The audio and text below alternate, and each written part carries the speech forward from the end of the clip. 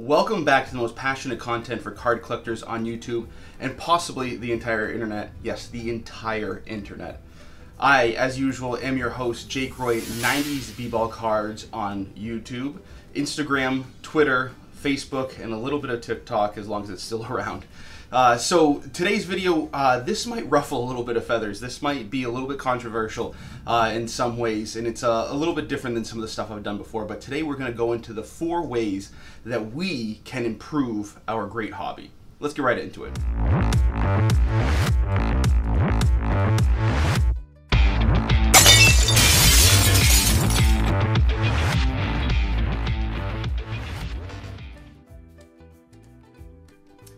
So, as I said, we're going to talk about the 4 ways that we can improve this great hobby. And before we get into it, I just want to say, we have had some incredible years. The last year, the last 6 months have been incredible. The last 3 years have we've seen exponential growth. It's been a great time in the hobby, and probably the best time that we've seen, in recent memory anyway. Prices are soaring, new people are coming back. It's a great time in the hobby, and I don't want to diminish that by any means. But I think with all things, we can all agree that it's not perfect, right? There's always things that we can improve and get better at as a community, as a hobby, as a group. So what I wanted to touch on today are 4 ways that I believe what would make this hobby even better than it already is. So in no particular order, let's get right into it. So the first way, the first thing I want to talk about is wax or unopened product. So if we're talking about hobby boxes, packs that are single packs, retail, if it's a mega box, blaster boxes, value packs, hanger boxes, gravity packs, the whole plethora of unopened product. So before we get into, how we can improve that, I want to tell you a couple of quick stories. So first, if you think back to a year ago, yes, just 1 year ago, it wasn't that long ago, I was able to walk into any Target or Walmart and have my pick of pretty much most, if any, of the products that were released in retail. Maybe not stuff that was released back in November and December, but anything, in the new year, essentially, you would be able to find at least some sort of format of that.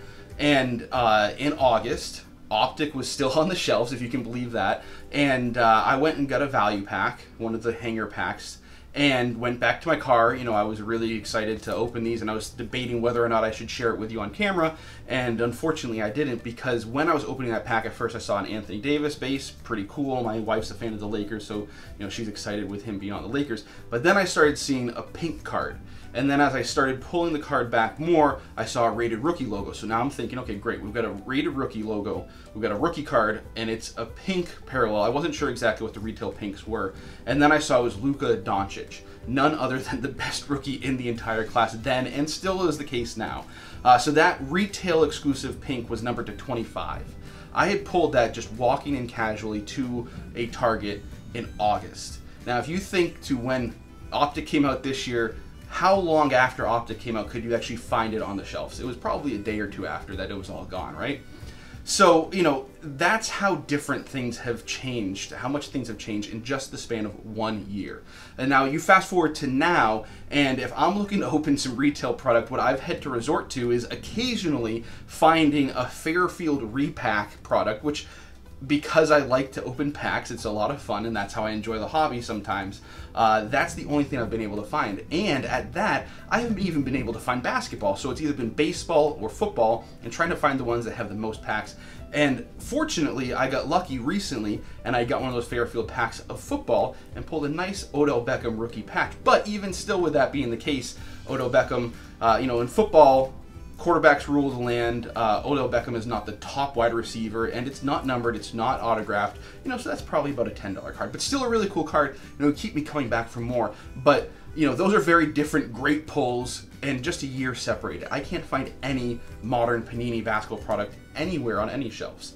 So I think that's a problem, and we can go into depth on why I think that's a problem. So just briefly, why I think that's a problem is I know people, whether they have young kids that are interested like mine, or they have been interested in the past and maybe they're in their 30s and 40s now and want to get back into collecting, and they want to go into a retail outlet. That's the easiest, most accessible way for them to get cards, and they want to open some packs and see the new products. I know specifically friends of mine that I collected with as a kid that are coming back into it, and they want to go to Target, they want to go to Walmart and be able to get packs, in ones that they're going to consume and open, not ones just for reselling, and they can't. And one friend of mine, shout out to Zach, he has gotten back into it, and he's had to go to football because if he can find packs, he can only find football. You know, and he's one that was a big basketball card collector back in the day. So it's unfortunate that we can't, as a hobby, allow those people to come in at an easy access point. You know, if little Jimmy is going to a store with the dad, you know, and he sees some cards, he might say, hey dad, you know, I'm interested in cards, let's pick some up. But if he's not seeing them on the shelves, he can't ask that question, and dad can't buy those cards if dad's not a collector and knows how to go and find those. So it's more difficult to get people just kind of with impulse purchases when there's no retail product, which hurts the growth of the hobby and the long run of the hobby. So I do think that's a little bit of a problem. So what can we do about that? Well, the first thing is don't pay overinflated rates.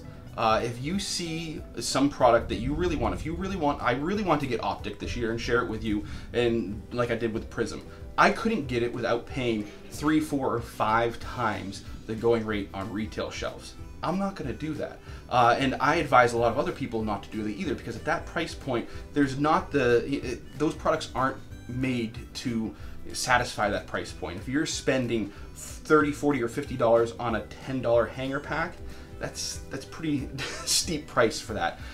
You know, so don't pay those over inflated prices. You know, we have to show a little bit of self-control for ourselves, and you know, really just restrain ourselves. And as I saw with Prism, the more that I waited, as people started to get their itch satisfied and stuff, some of those prices started to get to a more reasonable level online. And you know, if we as a collective hobby just kind of say, I'm not going to pay these outrageous prices, I can wait, I can be patient and get this product, I don't need it right now, I don't need it the first day it comes out, and try to pull that Zion or whatever the hot card is that you're trying to search for. You know, just don't pay the overinflated prices for unopened wax on the secondary market. And I mean, that doesn't just go for modern product. We're seeing that in 90s cards. You know, the packs that box that I pulled or opened on our first video, when I first was doing these videos, that was a $50 box. That same box of $98, $99 tops, you'd be hard pressed to find for you know, less than $120, and in most cases it's probably closer to $150 or $200.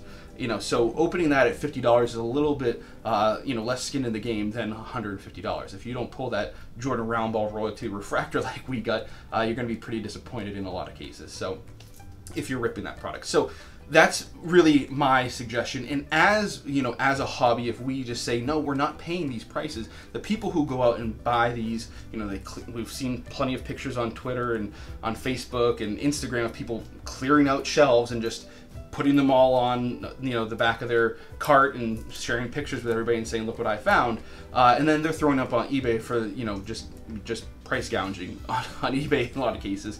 The more that we resist paying those inflated prices, the less lucrative that's going to be for people to go and clear those out, and we'll get slowly back to people just buying what they're going to consume, and then there's enough to go around for everybody. There's plenty of this product printed. There's no shortage of that stuff, but people that are either buying it to flip quickly or buying it to stash because they think the prices are going to go up, you know, that's really where the shortage comes in. So again, if we just resist and there's less monetary gain for people to go and hoard all that product, then we'll see a lot of that stuff start to show up on shelves again. So just kind of be patient with unopened wax and don't pay those inflated prices.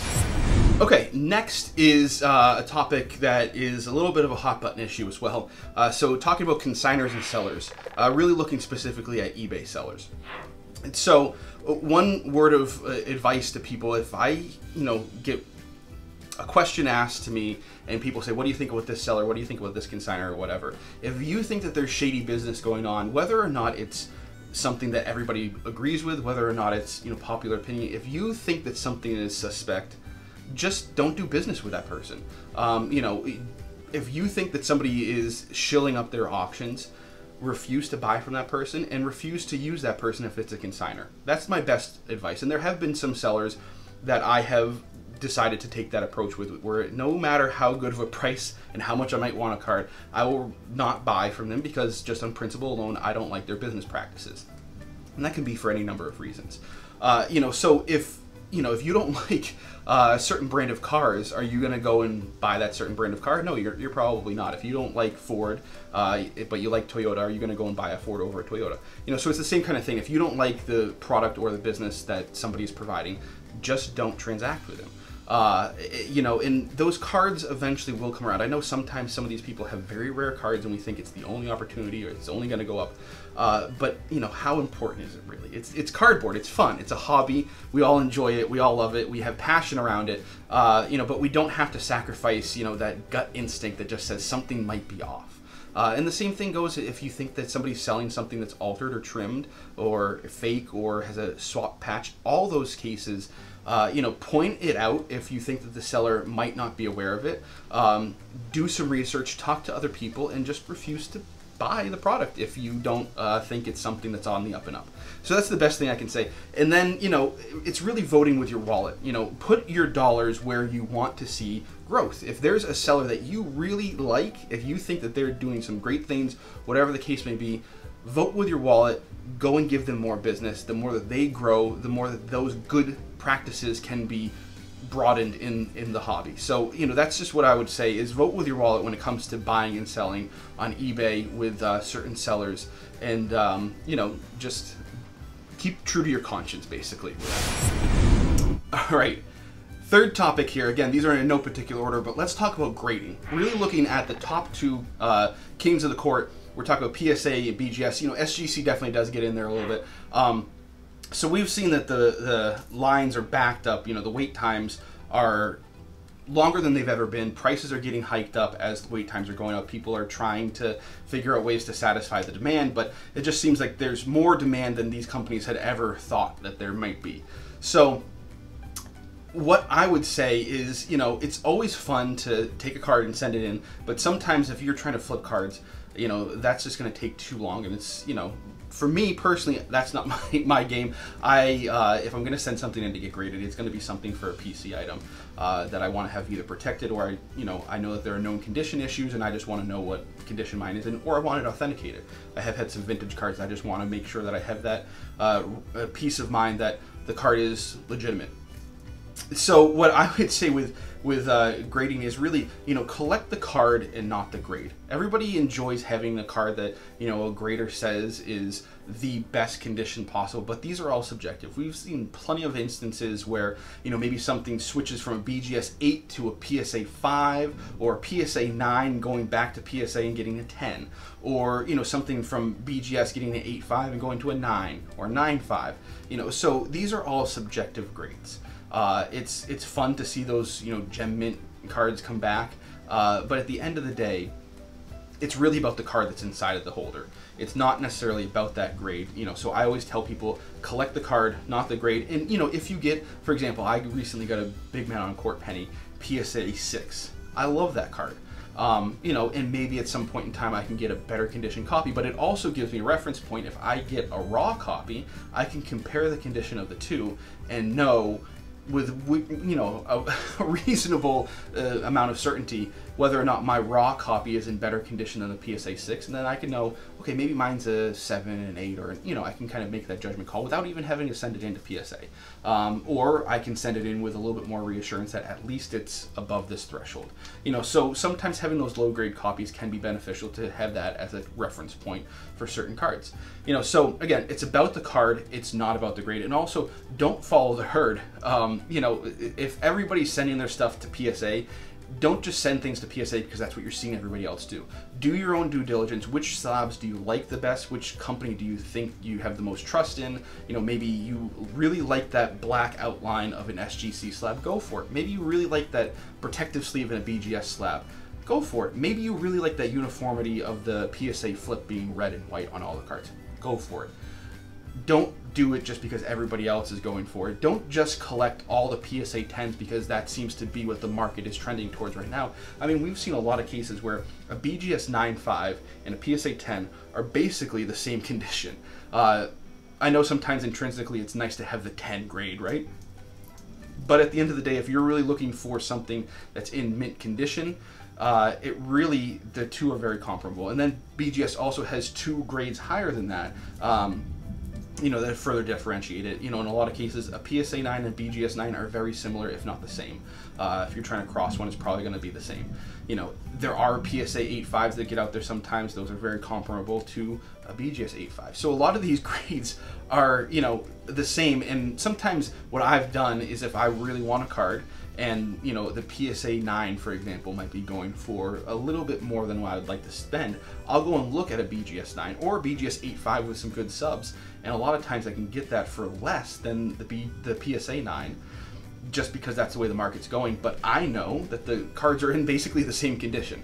So if I'm really looking for that better condition card, but again, collect the card, not the grade, and just have fun with it and enjoy the cards for what they are, not worry about having to get that 10 or that Gem Mint copy.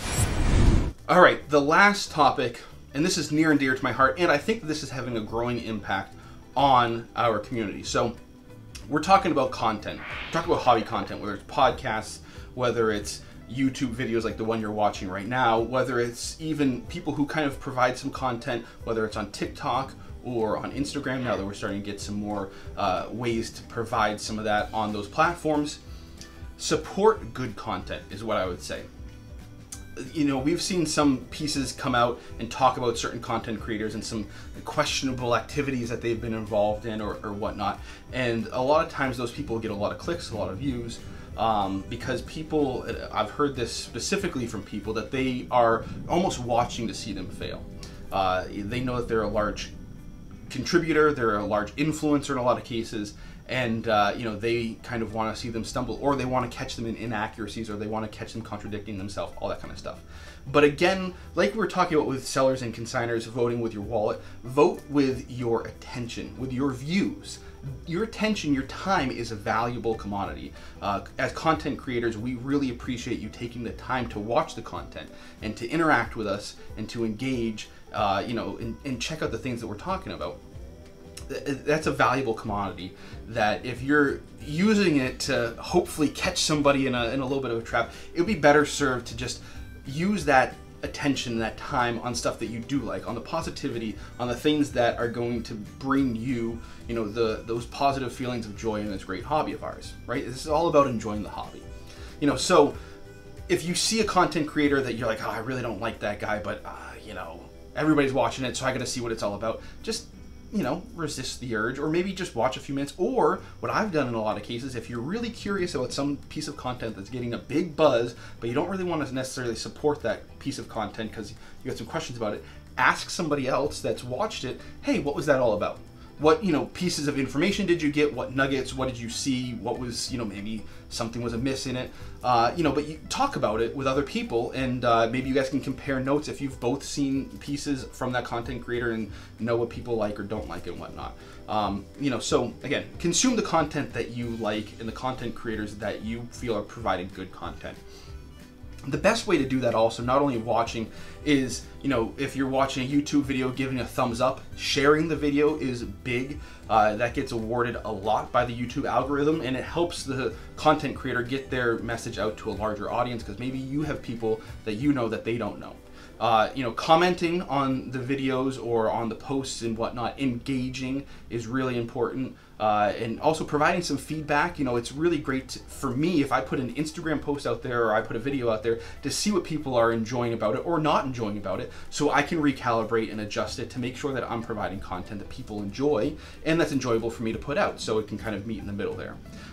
Subscribing to channels, all that great stuff. We always say like, share, subscribe, and comment, at the end of videos and whatnot. But that's really the best way to support, in addition to providing your attention, your views. That it's really helpful. There's one guy on Twitter, Kin, Bean's Ball Card blog, that religiously, and I really appreciate, shares my videos every single week. If I have a video, he shares it, and I can't be more appreciative of the fact that he does that. It really is. And sometimes there are videos that he doesn't like, and he'll tell me, he'll give me some feedback, and that is also really beneficial. So folks like that, and there's a lot of you that do very similar things that I greatly appreciate. That I can't speak on how valuable that type of feedback is and that type of support is. And the other thing that I would like to say is, if there's a content creator that maybe you aren't a big fan of, You know, we've seen some negativity, some people trolling. Just, if you don't have anything nice to say, don't say it at all, right? We learned that when we were in preschool and kindergarten. You know, it's really a lot of effort to put videos out, and you're putting yourself out there. It takes a lot of courage for some people to put videos out there and put themselves out there. When people are seeing really nasty, negative, and really inappropriate comments at times, it brings everybody down, not just that one content creator. Just knowing that there's people out there that kind of have that negative mindset. It's just, you know, something that we can all do without. So, you know, if you have constructive criticism, if there's something you don't like, by all means provide that, and it's usually best to provide that in a private way, sending a DM, not necessarily blasting somebody publicly.